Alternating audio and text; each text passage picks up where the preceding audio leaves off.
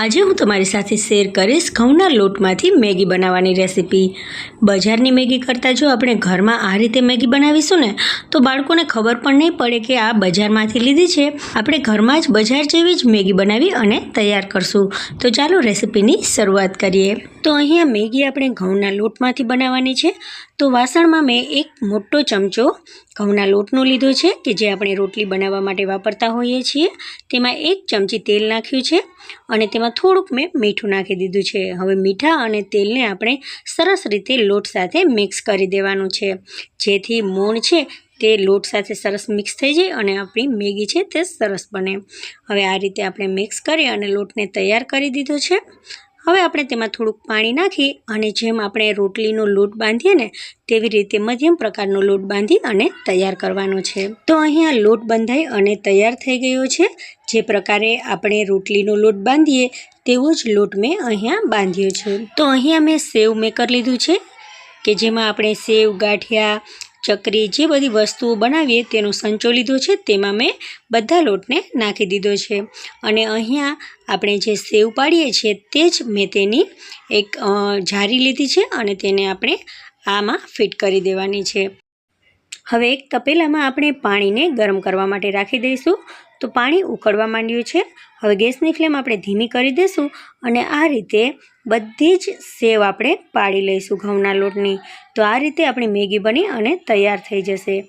જેમ જેમ જે આ મેગી છે તે ગરમ પાણીમાં જશે તેમ તેમ છૂટી પડવા માંડશે। તો બધી જ આપણે આ રીતે ઘઉંના લોટની સેવ ગરમ પાણીમાં નાખી અને બાફી લેવાની છે। તો અહીંયા મેં બધી જ સેવ આ રીતે ગરમ પાણીમાં નાખી દીધી છે અને તેને 2 મિનિટ માટે આપણે ઉકાળી લઈશું। 2 મિનિટમાં જ બધી જ સેવ સરસ મજાની બફાઈ અને તૈયાર થઈ જશે। તો 2 મિનિટ પછી તમે જોશો ને તો આ રીતે આપણી જે મેગી છે તે એકદમ સરસ મજાની બફાઈ અને તૈયાર થઈ ગઈ છે। તેને આપણે એક ચારણીમાં આ રીતે ચાળી લેશું, એટલે કે પાણી તેમાંથી નીતરી જાય તે પ્રકારનું કરીશું। તો આ રીતે આપણે ભાત ઓસાવાની ચાળણીમાં સેવને આપણે નાખી દઈશું અને તેમાંથી પાણી છૂટું પાડી લઈશું। થોડુંક ઉપરથી ઠંડુ પાણી આપણે તેની ઉપર નાખી દેવાનું, જેથી આ સેવ છે તે એકદમ છૂટી થઈ જાય અને જે આ પાણી વધ્યું છે તે એકદમ પૌષ્ટિક હોય છે, તેનો આપણે મેગી બનાવવામાં ઉપયોગ કરીશું।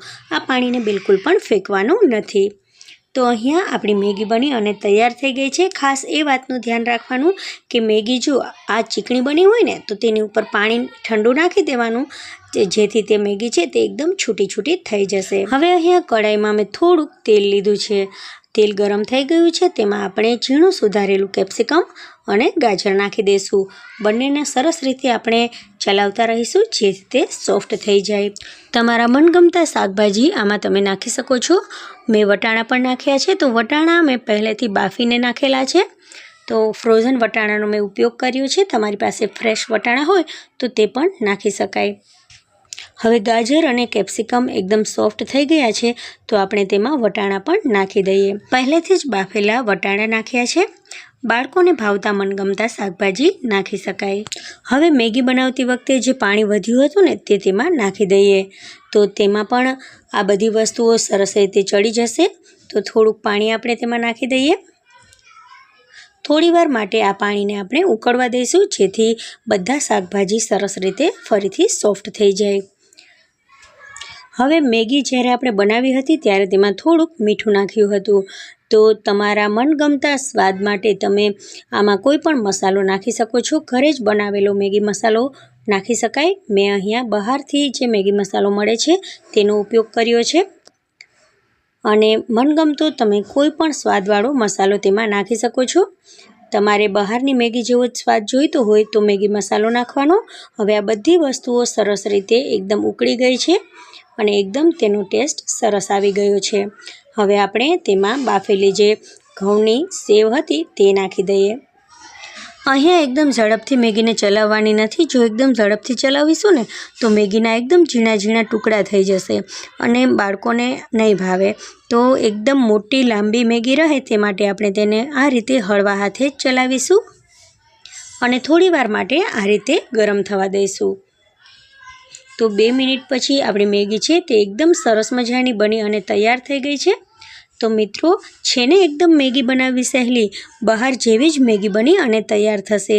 તમે આ જે ઘઉંની સેવ છે તેને સૂકવીને પણ રાખી શકો છો।